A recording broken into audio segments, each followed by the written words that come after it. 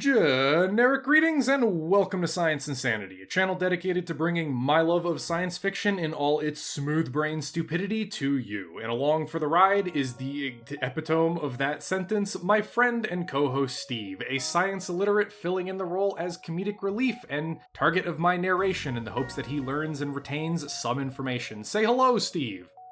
Today we're going to be covering the Lyran's favorite mech. Kerensky's crowning achievement, the ugliest, heaviest, beefiest assault mech to ever grace the battlefield with its presence. When this titan shrugs, armies brace. Oh yeah, brother, come get a taste of these battle fists, baby! It's the one, the only, the face of the franchise, the Atlas! Let's go! I am so hyped for this. I wrote this at 2 in the morning, can you tell? Yes. There's gonna be more. There's gonna be so much more of that in the episode, by the way.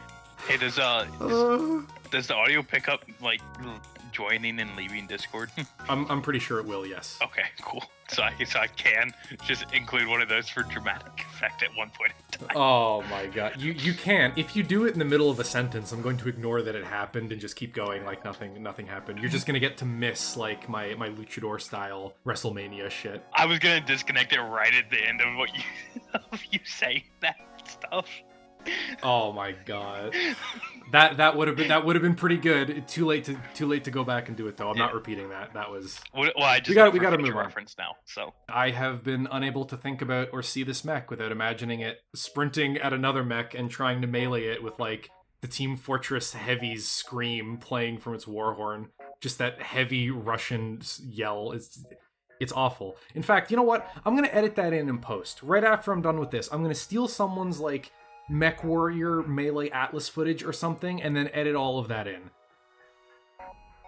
I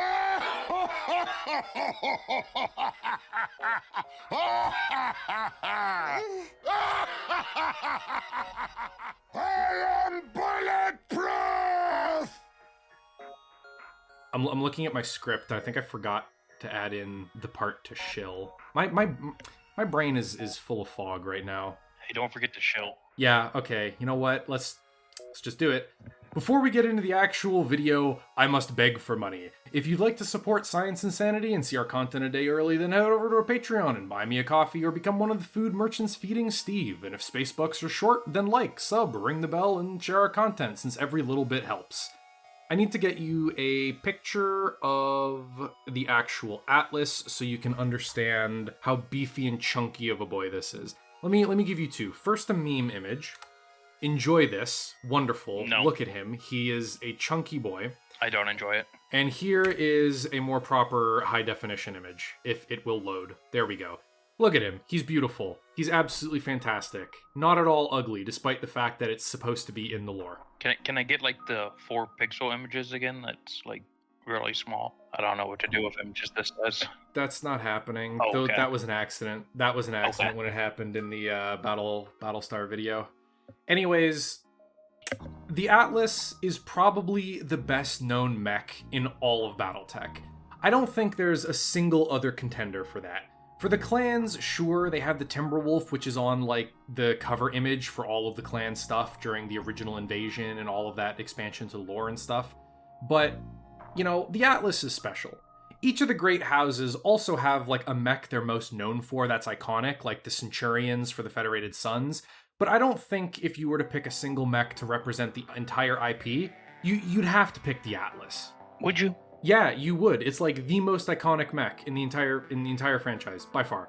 Not only in the meta sense, but like in lore. The Atlas is one of the most feared and respected mechs on the battlefield, full stop, and often draws withering fire and attention from enemies who are attempting to destroy it. It's like a black hole. It just sucks in punishment and anger as much as it possibly can wherever it shows up.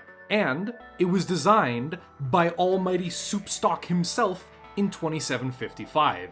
That's how you know it's good. It is good. It's busted. It's one of the best mechs in the setting. And of course, like everything else that we've seen, Clan Wolf, we've got like the King Crab, we've got all of this other stuff. It all comes back to Kerensky, man. It all comes back to that soup stock. The extra chunky broth just builds people different. I swear to God, man.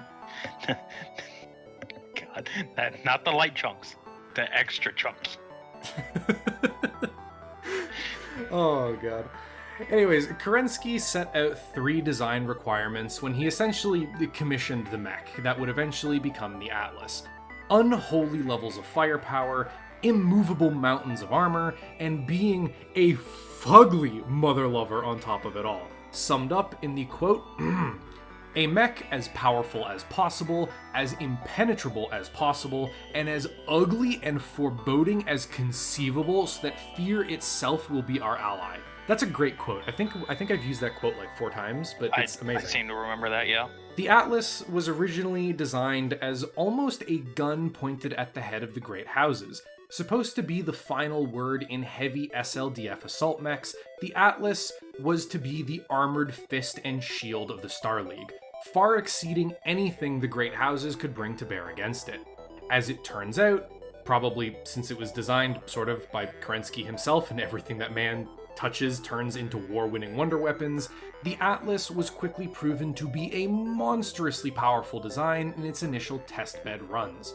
One person describing it as being able to take on and wipe out an entire battalion of Stingers for minimal armor loss. The Stinger is a small light mech, by the way. That seems good. Is that good? I don't know. Quite good, yes. It means the Atlas is... You know what? This is the answer to that question. How many toddlers can the Atlas fight? And it's a battalion of them. There's a canonical answer to that question for how many toddlers the Atlas can fight. That's fantastic. The first actual live combat trials of the Atlas, unfortunately, came during the Amaris Civil War, when Fat Genghis Khan tried, and failed miserably, to take over the entirety of the Star League, while forgetting he was up against the man with plot armor thicker than any warship and nuts of solid titanium. The Atlas proved to be a critical tool in the SLDF arsenal for 2 reasons. First was that it was new. None of the rebel forces had ever really seen or dealt with an Atlas before, which meant in its early engagements it was capable of all but obliterating enemy mechs who moved in to engage with it thinking it was a fair fight, or vulnerable target, or exposed assault mech, when in reality the Atlas was just waiting for people to feed into a wood chipper. See, we don't engage in no fair fights here.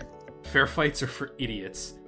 The second reason that it was so incredibly critical and effective was its combination of armor and firepower meant that the Atlas could act as the spearhead in armored thrusts and soak crippling weapons fire and shrug it off, whereas the other mechs it was drawing fire for would have been totaled by that level of focus. Not only that, but the early SLDF versions of the Atlas were also very powerful command vehicles. Remember all the way back in the King Crab video where we talked about how Crabbo had the advanced command and control stuff removed? Yeah. Well, the Atlas was the replacement, right? The Atlas is what Kerensky replaced it with, because the King Crab actually came first. So not only was the Atlas a bunker complex cosplaying as a person, it could also feed targeting data and commands back to its support units. That way, every time someone would shoot at an Atlas, they would immediately be vibe checked by the conga line of dudes following behind it. Fucking vibe checked. That's a good one there.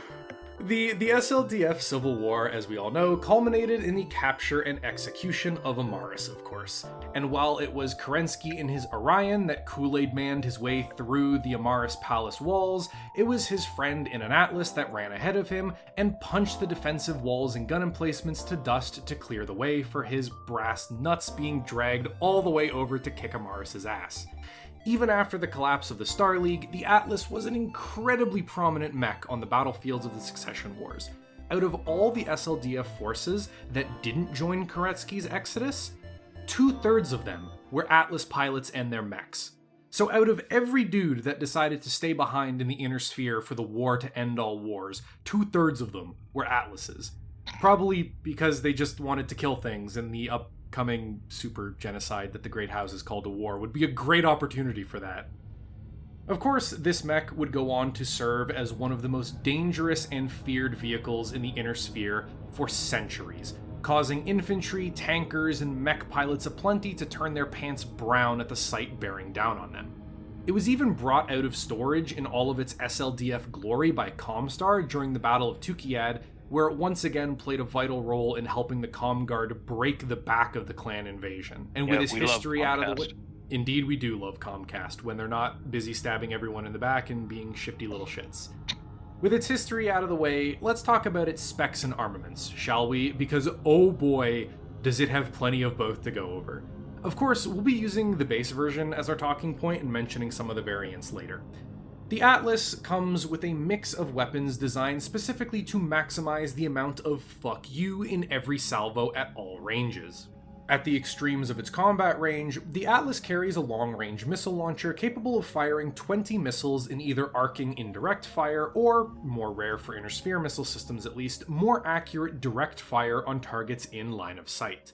Unfortunately, it can't just vomit out those 20 missiles. The cramped hardpoints means that it takes a few seconds to cycle, load, and fire 4 groups of 5 or 2 groups of 10 missiles, depending on the model of the Atlas, which means that if someone is particularly fast, they can potentially get behind cover before, half or more of the missile salvo actually hits them. When enemies close into medium range, the Atlas has 4 medium lasers mounted in its arms that can do notable pinpoint damage to enemies, or finish off damaged mechs with precision after they've suffered the waves of missile fire trying to get close to the Atlas. When enemies do get in close though, oh boy, this is when the Atlas goes from spooky scary skeleton mask to actually pants-shittingly terrifying. It is equipped with the, and just like the King Crab, I shall say its full name, Defiance Mech Hunter Autocannon 20, which is similar to a 180 200mm naval gun that is fully automatic in some instances or semi-auto in others. It is absolutely fantastic.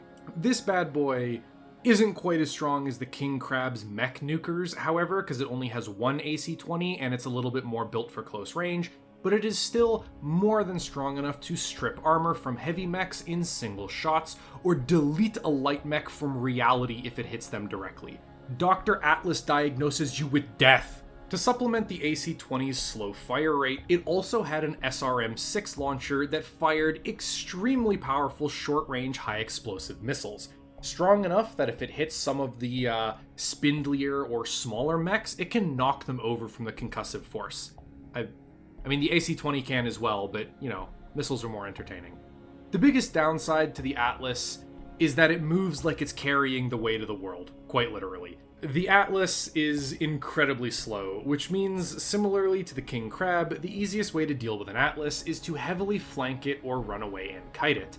This is actually the most effective way to stay alive as well, because getting the hell out of dodge is pretty much the only option you have if you're stacked up against this thing on the battlefield.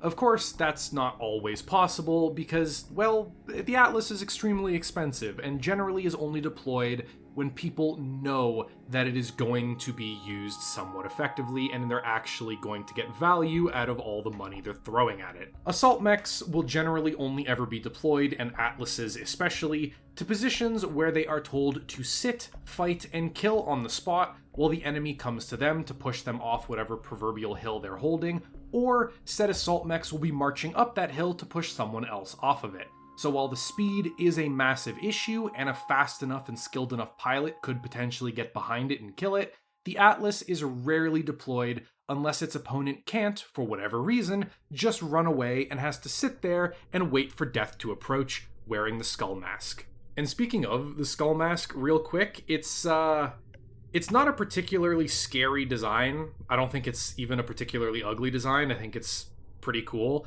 But in the actual lore, designers spent over a year trying out hundreds of different designs until they came up with the one that looked the quote-unquote best on the Atlas, which is what gave us that.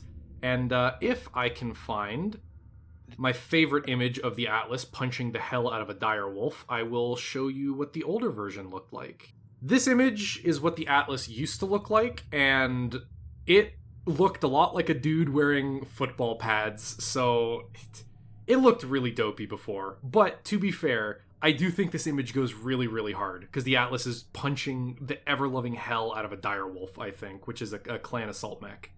All your clan tech ain't got shit on my fist. Why are they numbered? What do you mean, why are they numbered? Why are they numbered? because people paint numbers on their mechs when you have a whole bunch of them to figure out whose is whose. Everyone just had their own individual paint scheme. That's so much work, and that's also a terrible idea when you have, like, standardized militaries. They've already done it. What do you mean they've already done it?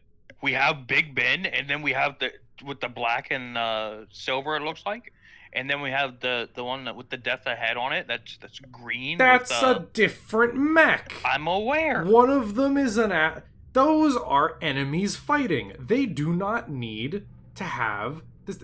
Oh my god. It's not when you have enemy mechs fighting each other, Steve. It's when you have mechs fighting on the same team. Because if you have like 5 Atlases all from one company and they're all painted different colors, how the hell do you tell who is who on the battlefield?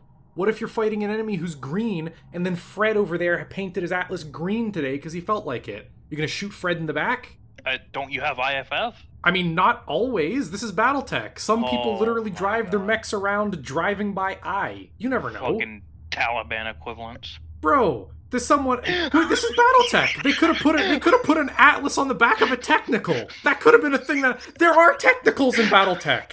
There are canonically Toyota trucks that drive around with missile launchers on the back. That's in this universe. That's canon. Can we get an Atlas on a technical, please? We need someone get that art figured out, please. We'll put it on a shirt or something. We'll put it on a sticker.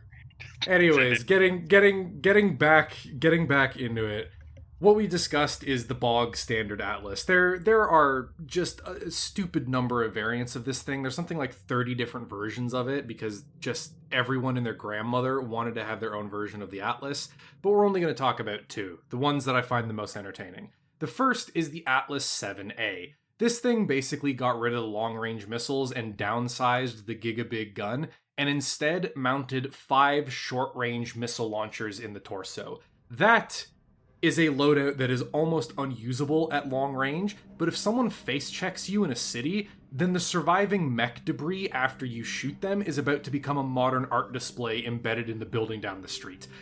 The amount of damage that this thing can put out at close range is frankly disgusting, and there's almost nothing that can stand up to it. It just looks at you and you die if you're only a few hundred meters away from it.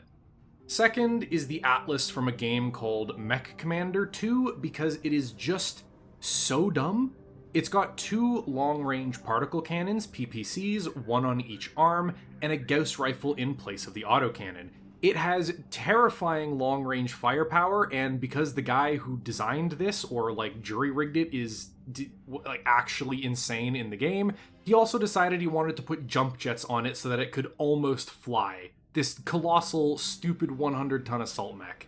It can get itself into all kinds of shenanigans, like skyscraper hopping across a city, or, I guess, elbow dropping someone from the top of a cliff that it climbed to. There are tons more, like I said, but instead of going over all the different variants, I'm going to talk about 2 later versions of it, the Atlas II and the Atlas III. The Atlas II was a more advanced, notably more powerful, and significantly faster development of the Atlas that was only given to SLDF Royal Regiments. When Kerensky pieced out of the Inner Sphere, every single one of the Atlas IIs left with him. For the clans, these mechs are more valuable than almost anything. The clans treat these almost like holy relics, and they have fought entire wars over them if there's a chance to get one. For the most part, its weapons are simply bigger and better, slightly smaller autocannon but larger lasers instead of medium lasers, and better quality for the other weapon systems. You can see that it's a lot less fat and chunky than the regular Atlas. It's a little more streamlined.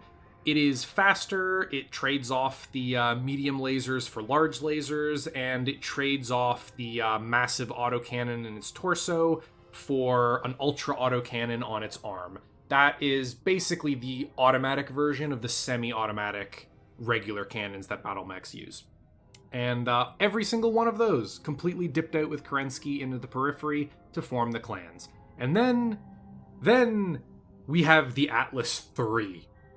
And this thing is an absolute meme. There is simply no other way to go about that. There's that image I showed you there, the wonderful colored one. It looks like it's carrying a Gatling cannon or whatever in its left arm there. Mm-hmm. This is a better image to show it. I want you to take a wild guess at what that thing is. big motherfucking gun. Correct, but that's not all it is, okay? So this thing is just incredibly stupid, all right? It was produced and built in 3137, 400 years, give or take, after the first Atlas I prototype was initially designed and built. This thing is pure face-to-wall stupid. So of course, all the weapons are bigger and better, sure, yeah, whatever. They got rid of all the kinetic weapons and replaced them with the gigabig autocannon that you see on the side there. Imagine, if you will, the main gun of like an Abrams, okay? Then multiply that by 6 barrels, wrap them around a spinning assembly, and then put a massive ammo feed coming in from the back and underarm feeding into this thing. It has a ginormous Gatling cannon strapped to its arm. That is a rotary autocannon 5, I think. That right there is one of the most destructive weapons in all of Battletech. It is so ludicrously over the top. It will obliterate enemy mechs. You point that thing at the chest of another assault mech, it is going to be gone in seconds. And that's just because it's the seconds that the bullets have to travel. Pretty much, yeah. It fires ludicrously fast. It's absolutely mental. However, I will admit, it's kind of really silly. You notice that they had to super reinforce the legs on the Atlas III. They're a lot beefier than the other Atlas II and Atlas I versions because it needs to support the weight of that thing. But it's so unbalanced. Like, it has nothing in its other arm, and it's just carrying this colossal gun. Like, could they not have balanced it out by putting, like, a second one on the other arm? No. You know? Or maybe put, like, a really big shotgun to kind of balance the mech out? I feel like it would tip over if it tried to walk around. That covers the Atlas, for the most part. There's, one or two last things I wanted to talk about before we do the outro, though, and it's going to take up a hefty amount of this. It's a shorter episode, but running stiff on time, more or less. And that's the goddamn arms and fists on this thing. The Atlas, firstly, has something called reinforced battle fists. You'll notice in a lot of the images, specifically the one with the white background, those, like metal triangles there just behind the fingers, those are the battle fists. It is a giant slab of steel in its palm that reinforces its hands like brass knuckles. It can basically one-shot other mechs by punching them, since canonically, the Atlas has some of the strongest arms, full stop, in the entire setting. Which is why that image of it killing a direwolf with a punch is actually pretty accurate. The Atlas could probably kill almost anything by punching it once. It's extremely powerful. Canonically, if the Atlas can get its big, meaty hands on you, it can lift other mechs and throw them. The Atlas has been known to get into melee with other mechs, and rather than just punching them so hard that their grandchildren will feel it, it will pick up said mech, the smaller ones at least, and just like hold it there while it blasts it to bits with its chest-mounted weapons. Or it'll chuck them like into a building, or, I don't know, off a cliff if it's nearby one or something. Long live the king, bitch, and just yeet them off the side of a mountain. It's absolutely fantastic. This is a canonical thing it can do. And when I learned of this, at 2 a.m, my immediate thought was a giant city, and some punk little light mech shitter tries to flank an Atlas, and he just rips around the corner. The Atlas just clotheslines this light mech immediately, knocks him to the ground. He picks up that little shit and Batista bombs him right back into the pavement. And moments later, as the Atlas looks like it's about to walk away, it's the People's Elbow! Smashing the spider into next week! But he's not done yet! That little shit thinks he can just stand back up in the presence of the champ? No! The Atlas grabs the Pretender, lifts him with one arm. This can only be going one place, folks. The Atlas tosses that lightweight nobody straight up into the air. A volley of long-range missiles right to the face, too close for them to arm, but oh, that's gotta sting. That's gotta hurt the pride.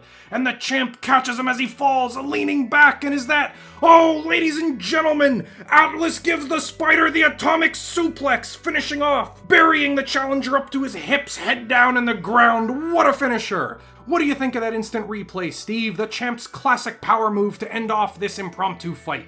We we went some real still moments on this thing here. Felt like I was right there in the action for it. Phenomenal commentating. Oh god, I wish this channel was either big enough or rich enough to like have fans animate that or pay someone to animate it, because like shit, dude, that shit would be so funny to see an Atlas do that to a spider, which is like a really small light mech, just hurling this thing around like he's in a cage match, like a fucking wrestling match. That'd be great. It'd be so funny. In the fucking octagon. Of course, the spider's probably going out of the octagon in the first 20 seconds, but... Oh, absolutely. If an Atlas clotheslined a spider, the spider would probably be pancaked instantly. It would be destroyed. The thing's just gone. There is no follow-up moves. Yeah, already. The most unrealistic part of that bit there at the end was the fact that the spider survived the first punch as it came around the corner. That's pretty much that. All the other battles and stuff as well, we're not going to cover them because we can milk those for other videos in the future, so, you know. Yeah, fuck, come back and watch the content. Come back next week, idiots! Anyways, that's functionally the end of the video. Before we fully end off, a thank you to our patrons. Your funding of Spacebucks is greatly appreciated. And a special thanks to the food merchants feet. Oh my god. Say it before we... You know what? It doesn't matter. It doesn't matter. A special thanks to the food merchants feeding Steve, David Gabe, the original, Augie, 11 Bravo Crunchy, Terry Higgins, Pedro Munaz, David G, the other one, Silencer, and Vox Apollyon. Thank you very much for your support. I hope it'll continue in the future. And with that, the video is over. Outros are hard. Goodbye.